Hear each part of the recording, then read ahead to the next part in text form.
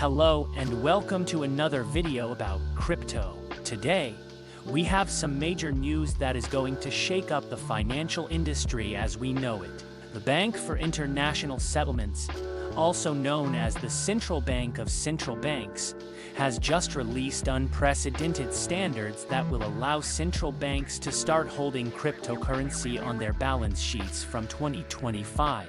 This is a game changer and it's a clear indication that something big is coming. It's a 180-degree turn, as the buys and central banks have long been vocal in their opposition to cryptocurrencies. But why the sudden change of heart? Stick around as we break down the BIS's crypto custody standards and explain in simple terms why these standards will set the stage for crypto in unprecedented ways. First, let's talk about who the BIS is and what they do. The BIS is an organization that works closely with almost every central bank in existence, and its main focus is on supporting monetary and financial stability. They've been working on coordinating the development of central bank digital currencies. This is interesting because it would allow governments to have total control over what you can buy, when you can buy it, and even how much you can save. This is in direct contrast to cryptocurrencies, which allow individuals to have total control over their assets, which is what it actually means to be financially free. So, what's the reason behind the BIS's sudden change of heart when it comes to cryptocurrencies?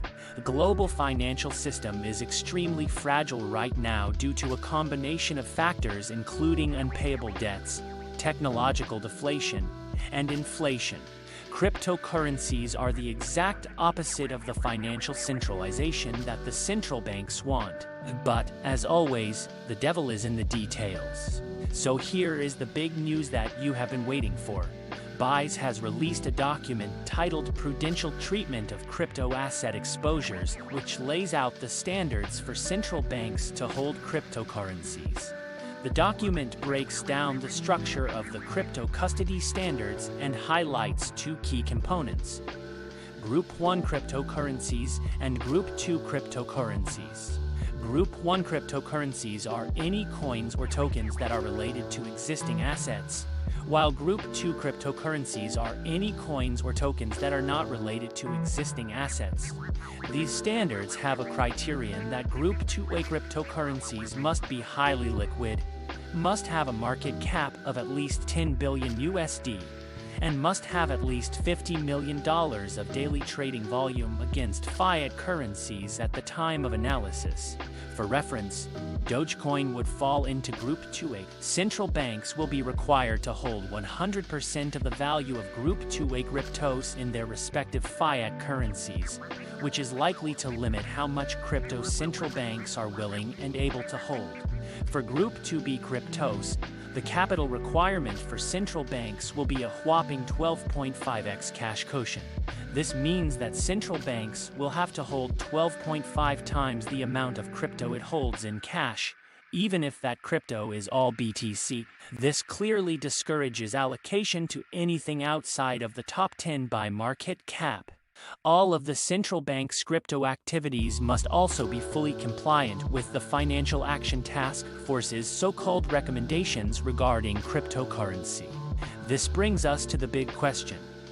What does the BIS's crypto custody standards for central banks mean for the crypto market? At first glance, it seems extremely bullish, but upon closer inspection, it could mean the end of crypto. The BIS has long been opposed to cryptocurrencies, and stable coins in particular, as they are direct competitors to CBDCs in some countries. US dollar stablecoins are seen as a threat to national currencies, and the BIS has also claimed that cryptocurrency creates financial stability risks. However, it seems that the BIS's change of heart is happening because they can see that not every central bank has the capacity to roll out and maintain a secure central bank. In conclusion, the BIS's recent announcement of their new crypto custody standards for central banks is a major development in the crypto world, and it raises a lot of questions on the future of crypto and its decentralization.